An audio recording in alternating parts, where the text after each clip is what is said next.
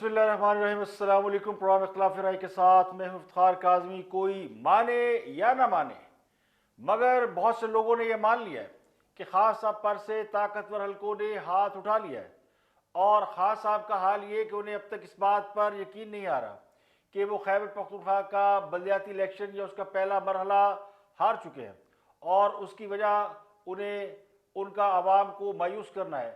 Governance की नाकामी और डिलीवर करने में नाकामी, यानी हुकूमत की कारकर्दगी वो नहीं है जिसकी आवाम तवक्को कर रहे थे। तो हुकूमत बुनियादी तौर पर इलेक्शन अपनी कारकर्दगी की वजह से हारी है, लेकिन हाँ साहब ये समझते हैं कि शायद वो कोई ख्वाब देख रहे हैं, और जैसे ही वो उठेंगे तो वो खुद को जन्नतुल फिरदौस में पाएंगे और उनके आसपास दूध और शहद की नहरें बह रही होंगी, और अवाम उन्हें ढेरों दुआएं दे रहे होंगे, उनकी लंबी उम्र के लिए दुआ कर रहे होंगे। तो ये ख्वाब देखने के लिए तो अच्छा है, मगर हकीकत ये नहीं। हकीकत इससे कतन मुख्तलिफ है, और हकीकत बड़ी तल्ख है। और हकीकत यही है कि हुकूमत अवाम को डिलीवर नहीं कर पाई और अवामी मसाइल को हल नहीं कर पाई। महंगाई, बेरोज़गारी, मौशत की नाकामी, ये सब वो मेन फैक्टर है जिसकी वजह से हुकूमत इलेक्शन हारी है। उसके अलावा अवाम के अंदर जो बेचैनी और फ्रस्ट्रेशन पाई जा रही है, उसकी वजह बुनियादी तौर पर अवाम में मुआशी दबाव है जिसका हल हुकूमत के पास बिल्कुल नज़र नहीं आता। अशिया की किल्लत अपनी जगह मसला है, लेकिन अशिया की कीमतें उससे भी बड़ा मसला है। तो उनके एमएनए आज ये इल्ज़ाम लगा रहे हैं कि करप्शन जो है वो पहले से कहीं ज़्यादा बढ़ चुकी है, लेकिन करप्शन हाँ साहब का मसला नहीं है। हाँ साहब का मसला अगर करप्शन होता तो आज सारे करप्ट जेलों में होते और खान साहब के पास आसपास या हुकूमत में ना बैठे होते। लेकिन मसला कुछ और है। मसला खान साहब ये समझते कि छोटा सा मसला है कि शायद पार्टी के अंदर कोई इख्तलाफात थे, टिकटों में गड़बड़ हो गई है, मेरिट से हटकर टिकटें दी गई है, मेरिट से हटके उम्मीदवारों का इंतखाब किया गया है। तो ये वजूहात जो है मोटी मोटी हुकूमत समझ रही है कि ये उनकी शिकस्त की वजह बनी है। यानी वो कहते हैं ना जाने गुल ही ना जाने, बाग तो सारा जाने है। तो बाग सारे को पता है कि असल हकीकत क्या है। पहली हकीकत तो ये है कि खान साहब को वो जो अक्टूबर नवंबर में कहानी शुरू हुई थी वो आहिस्ता आहिस्ता खुलकर सामने आ रही है, और खान साहब को जो मतलूबा सहूलत पिछले 3 साल से मुयसर थी वो अब उनको मुयसर नहीं है, और वहाँ से जवाब ये मिल रहा है कि मतलूबा सहूलत दस्तयाब नहीं है। लेकिन खान साहब ये समझते हैं कि सहूलतकार मौजूद है, तो फिर सहूलत कैसे मुयसर नहीं है। तो वो अभी तक टकरे मारते फिरे, और इसका सबूत भी उन्हें मिल रहा है। किसी हद तक खान साहब की इस खुशगुमानी को तकवीत मिल रही है उन बातों से जो अभी तक इस्टेब्लिशमेंट के हवाले से लोग उसके ऊपर अभी कन्फ्यूजन का शिकार हैं कि क्या इस्टेब्लिशमेंट का मूड खान साहब के हवाले से बदला है या मिजाज में मुकम्मल तौर पर तब्दीली आ गई है, और जमहूरियत जो है मुकम्मल तौर पर इस मुल्क में राइज होने जा रही है, या ये तसव्वुर कर लिया गया कि इस मुल्क में आज़ादी इज़हार राय या जमहूरियत को आगे बढ़ने दिया जाए। तो दो मिसालें, खैबर पख्तूनख्वा में खान साहब के इलेक्शन में शिकस्त, और उसके बाद एक मारूफ एंकर और तजिया निगार जनाब हामिद मीर का इंटरव्यू या उनका किसी प्रोग्राम में शरीक होना और उस प्रोग्राम को दौराने ट्रांसमिशन बंद कर देना, ये बताता है कि कहानी एग्जैक्टली वो नहीं है जो लोग सोच रहे हैं। कहीं ना कहीं कोई मामला गड़बड़ है। यानी अगर सोच बदली है पॉलिटिक्स के हवाले से, तो सोच किसी और हवाले से बदस्तूर कायम है। तो माइंड सेट शायद नहीं बदला, लेकिन हालात ज़रूर बदल गए हैं। और खान साहब खुद को तो समझती है कि वह मुल्क के लिए नागुज़ीर है और उनके अलावा कोई चॉइस नहीं है, जबकि समझने वाले ये समझ चुके हैं कि बल्कि इशारे भी हो चुके हैं कि कहानी मुक गई है, यानी गेम इज़ ओवर। तो जो कहानी एक तरफ गेम ओवर हो रही है, लेकिन दूसरी तरफ जहाँ पर रिलैक्सेशन होनी चाहिए थी, यानी अगर किसी शख्स के यानी उसका चैप्टर क्लोज हो गया तो उसके जो अल्टरनेटिव है या कोई और उनके मुतबादिल हैं, वो तो उनको तो तकवीत मिलनी चाहिए थी। मौलाना फजलुर रहमान ज़रूर इस बात का इशारा कर रहे हैं और दावा कर रहे हैं कि देखिए खान साहब से कुव्वतों ने हाथ उठाया तो खान साहब इलेक्शन हार गए। तो मौलाना फजलुर रहमान का जो ख्याल है वो अपने इलेक्शन की जीत की वजह से, यानी खैबर पख्तूनख्वा में जो उनको अश्योरिटी दी गई थी या किसी डायरेक्टली या इनडायरेक्टली, वो तो पूरी हुई। तो उन्हें यकीन आ गया कि अब खान साहब के साथ वो कुव्वतें नहीं हैं। लेकिन मुल्क के आज़ाद मीडिया और बाकी के जो लोग हैं जो आज़ादी इज़हार राय के ख्वाहिशमंद है, जो समझते हैं कि तब्दीली अगर आई है तो उसको क्रॉस द बोर्ड आना चाहिए और उन जगहों पर भी आना चाहिए, उन लोगों के हवाले से भी होनी चाहिए वो तब्दीली जो इस तब्दीली के लिए अपना परचम उठाते रहे और उसकी बात करते रहे। तो ये अभी यानी मामला गुमगु का है। अब खास साहब का भी अपना ख्याल ये कि अभी उनका कुछ नहीं बिगड़ा और थोड़ी सी यानी शिकस्त की वजह वो समझते हैं कि चंद MNA, चंद MPA, चंद वज़रा, चंद मुशीरान जिन्होंने ज़ाती मफाद के लिए यानी अपनी वोटी के लिए खास साहब का बकरा मरवा दिया। बकरा मौजूद है, खास साहब बड़े पॉपुलर आदमी है और वो बड़े तगड़े आदमी है और वो अगला इलेक्शन यूँ करके जीतेंगे। तो उन्होंने इसकी तहकीकात कराई है। बहुत से MNA और MPs को उन्होंने इसका कसूरवार भी ठहराया है। यानी खैबर पख्तूनख्वा में जो शिकस्त हुई है उसमें ये कहा जी कि जो हमारे MNA MPA थे उनकी बदतरीन कारकर्दगी थी। गवर्नर और स्पीकर का नाम भी उसमें शामिल है। यानी गवर्नर बलूचिस्तान, स्पीकर असद कैसर, 4 सूबाई वज़रा और 4 और 11 अरकान असम्बली के नाम सामने है। यानी सपोर्ट में बताए गए हैं कि ये कोई 12, 14, 15 लोग हैं जो कि तहरीक इंसाफ की शिकस्त के ज़िम्मेदार हैं। तो खास साहब की ये गलतफहमी मुझे लगता है कि दूर हो जाएगी, क्योंकि शिकस्त की वजह ये नहीं है। ये दुरुस्त है कि ये मामला भी होंगे, लेकिन जो असल मामला है वो कुछ और है। और बलदियाती इलेक्शन के हवाले से मैं आपको बताऊं कि अवाम का मूड और मिजाज वो भाप लिया गया है और सबसे पहले उसको सिंध हुकूमत ने भापा है। और सिंध हुकूमत ने तो हाथ खड़े कर दिए कि वो मार्च में बलदियाती इलेक्शन नहीं करा सकेंगे, क्योंकि हकायक कुछ और है। बलदियाती इंतखाबात में जो खैबर पख्तूनख्वा में खास साहब की जमात को शिकस्त हुई है, यानी फेडरल गवर्नमेंट और उनकी खैबर पख्तूनख्वा के अंदर अपनी सूबाई गवर्नमेंट एक ताकतवर बैकअप के बावजूद अगर खैबर पख्तूनख्वा गवर्नमेंट हार गई है तो फिर वो भी समझ गए, सिंध वाले पीपल पार्टी वाले भी समझ गए कि साड़ी भी खैर नहीं। तो बलदियाती इलेक्शन अब मार्च में नहीं होंगे। ज़रा ये कहते हैं कि जी इसलिए नहीं होंगे कि वो हमने तो हल्का बंदियों का काम ही शुरू नहीं किया। तो मार्च तो देखे ना, मार्च तो अभी सर पे आन खड़ा हुआ। हालांकि मार्च में अभी 3 महीने और कुछ अर्सा यानी 3.5 महीने तो बाकी हैं या 3.25 महीने कह लें।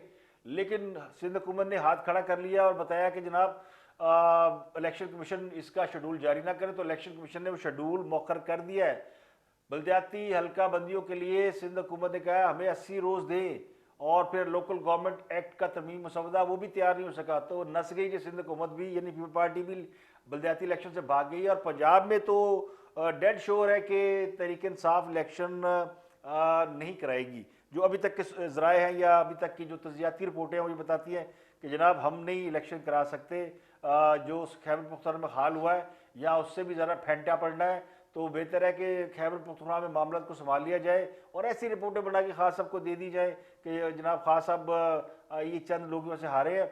और फिर खास साहब के जी इनको ठीक करो, तो खास साहब के जी पहले पंजाब से भी ठीक ना कर लिए। यानी इधर भी ऐसा है तो पंजाब में भी ऐसा है, तो पंजाब में भी लटकाए, दोबारा से उम्मीदवार लाए, मेरिट पे करे खास साहब। तो मेरिट और जनाब लंबा काम खींचना है। तो जो खैबर पख्तूनख्वा की लिस्ट आई है उसमें PTI ने जो शिकस्त की वजूहत बताया, उसके बाद खास साहब ने कहा जनाब ये तो किसी के भाई को टिकट मिल गया, किसी के बेटे को मिल गया, किसी को फलाने को मिल गया।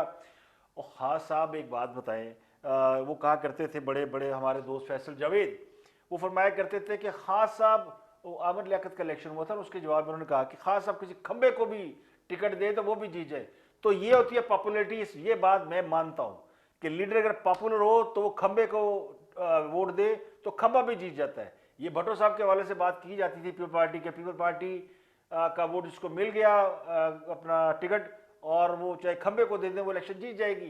तो ये नून लीग में भी ये रहा है। मुस्लिम लीग नून की आज भी उतनी पॉपुलरिटी है कि वो ये कह सकते हैं कि हम देंगे इसके ऊपर, यानी खंबा खड़ा करेंगे और नवाज शरीफ के ऊपर नाम लिखेंगे, लोग खंबे को वोट डाल देंगे। तो वो तो क्लेम कर सकते हैं, वो इलेक्शन जीत रहे हैं। अब आ जाए जनाब क्यों किधर गिरा, कहाँ से होता है गिरा गधे से गुस्सा कम्हार पे, यस ये मिसाल है। तो खास साहब का गुस्सा उतरा है महमूद खान पर, सुना बड़ी डांट पड़ी है। अब पता नहीं पड़ी कि नहीं पड़ी, लेकिन मीडिया में रिपोर्ट से बता रही है कि महमूद खान साहब की बड़ी शामत आई है। बुलाया गया था महमूद खान साहब को उस रिपोर्ट पे, जिस रिपोर्ट में ये बताया गया था कि गवर्नर, वज़रा, MPA MNA के रिश्तेदारों, हमायत याफ्ता उम्मीदवारों को टिकट जारी किए गए। तो हमेशा ही होता है, ये कौन सी नई बात है। यानी टिकट तो मनपसंद लोगों को दिए जाते हैं, कौन से मेरिट पर टिकट दिए जाते हैं। वो तो नवाज शरीफ 2013 के इलेक्शन में बुला के लोगों को इंटरव्यू लेके उनके टिकट दिए थे। 4 उम्मीदवारों को उन्होंने इंटरव्यू किया था हर हल्के में, टॉप 4 को, उसमें से उन्होंने टिकट दिए थे। तो वो तो कामयाब हो गए, अपना इलेक्शन जीता उन्होंने। उसके बाद उनके हालात भी ऐसे नहीं रहे। लेकिन जो रिपोर्ट दी गई वो रिपोर्ट में अब सारी पीटीआई शोर मचा रही, जो खैबर पख्तूनख्वा में नहीं है वो फेडरल में बैठे, वो कहते जनाब रिश्तेदार फलाना ये वो। भाई अगर खान साहब इतने पॉपुलर है तो रिश्तेदार छोड़ जिसको मर्जी आप टिकट देते, इलेक्शन जीत जाते। तो जो रिपोर्ट आई है वो उसमें कहा जी शहर यार अफरीदी के हमायत याफ्ता उम्मीदवार सुलेमान खान को टिकट दिया गया था, जबकि तहरीक इंसाफ के एक अहल उम्मीदवार शफी जान को टिकट दिया गया था। अब शफी जान कौन से अहल उम्मीदवार है, चूंकि वो आज़ाद खड़े हुए और जीत गए, उन्होंने कोई 26,000 वोट ले लिए, लेकिन जीते नहीं, वो हार गए। लेकिन जी ये हमारा उम्मीदवार था, इसके 26,000, और दूसरा जो हमारा मनपसंद उम्मीदवार था शफी अपना सुलेमान खान, उसने को 15,000 वोट लिए, तो हमारे तो 40-50,000 वोट हो जाते, हम जीत जाते। इसी रिपोर्ट में कहा गया गवर्नर शाह फरमान के हमायत याफ्ता 2 उम्मीदवारों रिजवान बंगश और अब्दुल जब्बार को टिकट दिए गए। रिजवान बंगश मेर पेशावर की सीट हार गए, जबकि अब्दुल जब्बार बुढ़बीर की चेयरमैन की नशिस्त हार गए। फिर उत्थे खान साहब की पॉपुलरिटी कितने गई? फिर वो जो हीरो का होता है और वो जो होता है पॉपुलर लीडर का वोट, वो किधर गया? जमात का वोट किधर गया? उम्मीदवार आप कोई भी खड़े करे, अब जेयूआई फेम में जो उम्मीदवार खड़े किए मौलाना फजल रहमान ने कौन सा वो उनकी जाके मेरिट सिलेक्शन और ये वो की होगी, लेकिन बहरहाल वो भी जमात है, उन्होंने भी लोग खड़े किए उनके लोग। उन्होंने तो यही कहा कि हमारे उम्मीदवार जो थे वो जो हार गए वो यूं थे और वो थे, जो जीत गया जो हार गया वो तो 100 बहाने तलाश करेगा। Deputy speaker Khyber Pakhtunkhwa assembly का भाई जो है वो उसको भी शिकस्त हुई है। फिर बड़े लोगों को शराब तरक्की के करीबी रिश्तेदार को टिकट दिया गया। भाई जो पॉलिटिकल फैमिली होती है उसमें भाई रिश्तेदार भांजे भतीजे सब इलेक्शन लड़ने के ख्वाहिशमंद होते हैं, तो जो जमात पॉपुलर होती है वो जीतती है, वो देती है। क्या मुस्लिम लीग नून ने टिकट नहीं दिया मरहूम परवेज़ मलिक साहब उनके बेटे को? फिर उनकी अहलिया भी उससे पहले थी, बाद में भी थी। फिर उनकी फैमिली में से एक खातून को एमएनए की टिकट पीपल पार्टी देती रही है। तो फैमिली पॉलिटिकल फैमिली है, तो 4 जगहों से लोग लड़ते हैं। असद उमर के भाई वहाँ से लड़े तहरीक इंसाफ से, और जुबैर साहब लड़ रहे हैं, ये नहीं जुबैर साहब नून लीग के साथ है।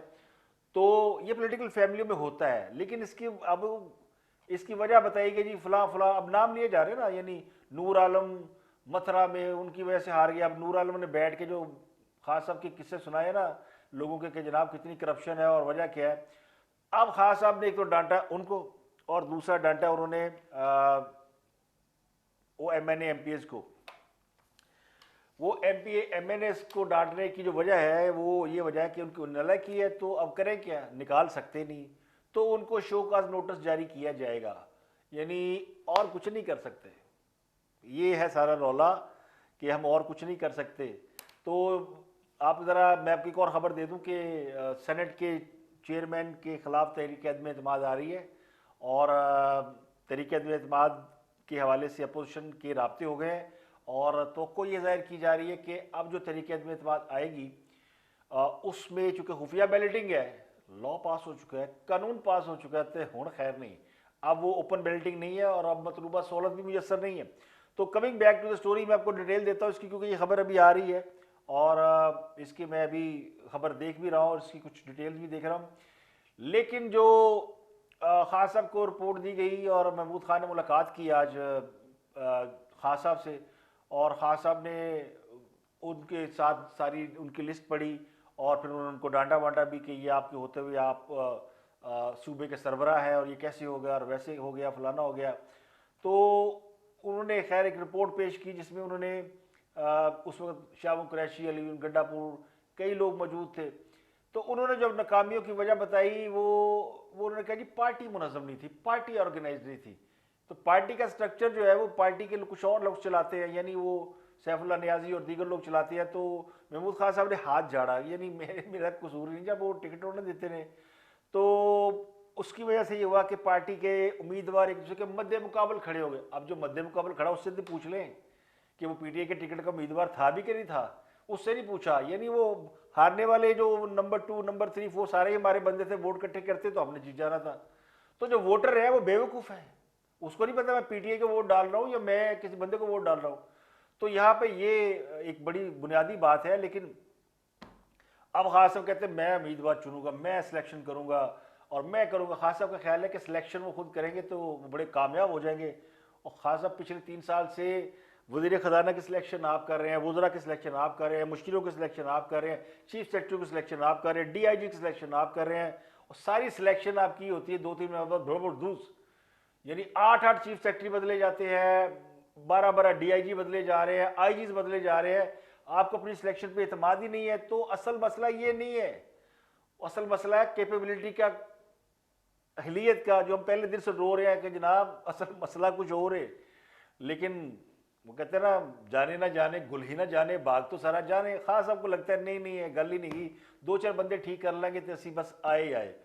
लेकिन ये जो मेरा सवाल शुरू में था, वो सवाल के हवाले से मैं बात करूंगा कि क्या इस्टेब्लिशमेंट ने जो न्यूट्रलिटी इंतखाबात में दिखाई है, वही न्यूट्रलिटी पाकिस्तान के मौजूदा सिस्टम से गेट रिड ऑफ करने के हवाले से भी है कि ये निज़ाम नहीं चल रहा, कोई और निज़ाम आ जाएगा, या सिर्फ वो समझ लें कि नहीं नहीं ये जो ऊपर के 2-3 लोग हैं इन्हें बदल दें, कोई माइनस प्लस कर लें, 2-3 लोग हटा दें, फिर इसी निज़ाम को चलाया जाए। क्योंकि दूसरी तरफ भी उनके लिए प्रॉब्लम है। वो प्रॉब्लम भी ये कि दूसरी तरफ से भी हाथ पकड़ाने वाले हाथ नहीं पकड़ा रहे। जरदारी साहब तो खैर वो दावा कर रहे हैं कि, लेकिन उन्होंने नाम बताना चाहिए था कि किन कुव्वतों ने उन्हें कहा है कि हमारी मदद करें, उनको फार्मूला बताएं। और फार्मूला मेरे ख्याल निकल आया है थोड़ा बहुत, मुझे लगता है कि फार्मूला आ गया है। फार्मूला ये है कि अब अपोजिशन अगले मरहले में तहरीक अदम एतमाद ट्राई करने जा रही है और स्पीकर के खिलाफ ट्राई कर रही है। इसकी मंजूरी जो है वो दे दी गई है, ना सिर्फ PDM की जानिब से बल्कि पीपल पार्टी भी ऑन बोर्ड हो गई है कि अब जनाब मौका अच्छा है, खुफिया बेल्टिंग है, दबाव कोई नहीं है। खास साहब को किसी ने सपोर्ट करनी नहीं तो पहले स्पीकर उड़ाते हैं, सेनेट के चेयरमैन को उड़ाते हैं, फिर उसके बाद स्पीकर की बारी, और फिर उसके बाद जो है ना वो ये नहीं, ये 2-3 अगर काम होते हैं तो खास साहब आप ही टैपटास हो जाएंगे। ये नहीं वो खुद ही कहेंगे जी कि वो इलेक्शन कराएं और अगले मरहले में जाएं। तो मौलाना फजलुर रहमान नवाज शरीफ का ट्विटर पे ही रब्ता नहीं हो रहा, ट्विटर पे एक दूसरे को मुबारकबाद दे रहे हैं, वहाँ भी उनके रब्ते हो रहे हैं, लेकिन उनका जो रब्ता है वो बराह रास्त भी है। 19 दिसंबर को खैबर पख्तूनख्वा में 17 अजला में जमीयत इस्लाम ने मुखालिफिन को शिकस्त दिया, उस पर वो बड़े खुश हैं नवाज शरीफ साहब। उन्होंने काफ़ी मुबारकबाद ली और दी है, और उन्होंने ये कहा है मौलाना फजलुर रहमान ने एक उसमें जो मैंने आपको बताया कि उन्होंने वो कितने खुश है कि कुव्वतों ने हाथ उठा लिया है, MNA MPA ब्यूरोक्रेसी उनकी अपनी थी, इसके बावजूद इलेक्शन हार गए। तो ये एक बड़ा यानी अपोजिशन को मुझे लगता है काफ़ी यकीन आ गया है कि अब हमारे जो दिन अच्छे आ गए हैं और ख़ास के बुरे दिन आ गए हैं। लेकिन वो कहते हैं ना कि सांप का डसा हुआ रस्सी से भी डरता है, तो ये मामला अभी वो है। अभी एक सेगमेंट ऑफ लाइफ को वो जो लोग जो ओपिनियन मेकर्स हैं वो अभी तक इस मामले में वो खुद को फ्री महसूस नहीं करते। उनको समझ लें कि उनको मॉनिटर किया जा रहा है, उनको चेक किया जा रहा है, अभी तक उनको वो आज़ादी वो लिबर्टी नहीं दी जा रही, उन पर डाउट किया जा रहा है। तो लगता यूँ है कि जिनके बारे में समझा गया था वो चले गए, वो गए नहीं हैं। लेकिन अगर रिजल्ट को देखें तो लोग कहते हैं चले गए, अपोजिशन कहती है कि मामला टाइम फिश हो गया है, जबकि साढ़े वर्ग के लोग अभी गुम कैफियत में हैं कि क्या अभी यानी एक तासुब मैंने ये भी है ना, जो पहले मैंने कहा था कि अभी खास सबको उन्होंने जो इज़्ज़त उनकी बढ़ाई थी उसमें ज़ाहिर कट टू साइज़ वो होंगे, उसके बाद ही उन्हें रुखसत किया जाएगा, वरना इतने एजाज़ात के साथ अगर वो रुखसत हुए तो फिर कहीं ना कहीं जाके वापस आएंगे, कम बैक करेंगे। तो एक तहरीक इंसाफ के पार्लियामेंट्री सेक्रेटरी ने इस्तीफ़ा दिया है, वो MNA है आफ्ताब सिद्दीकी। उन्होंने भी हमाद अजहर के खिलाफ खत लिखा था और लिखा था जनाब के मुल्क में गैस का संगीन बहरान है और इस पर जो हमाद अजहर का एटीट्यूड है वो बड़ा शर्मनाक। उन्होंने कहा कि गैस तो आ नहीं रही, और ये बार बार जो है वो उनको मैसेज भी किए, वो MNA भी है, वो पार्लियामेंट्री सेक्रेटरी भी है, तो आप बिल्कुल जो है वो उसको आपका एटीट्यूड वो नहीं है, आंसरेबल आप खुद को नहीं समझते थे, साढ़े लोग फिर बाय बाय जे गुस्से में उन्होंने आके पार्लियामेंट्री सेक्रेटरी के अहदे से इस्तीफ़ा दे दिया है।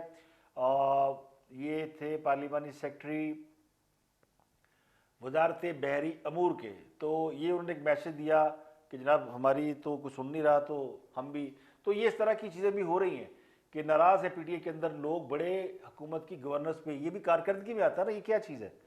तो अब नूर आलम साहब अगर तहरीक इंसाफ के एमएनए हैं, वो कह रहे हैं जी करप्शन हो रही है, ये कह रहे हैं गैस नहीं मिल रही, तो खान साहब कह रहे हैं जी तो आपस में इख्तलाफात हैं।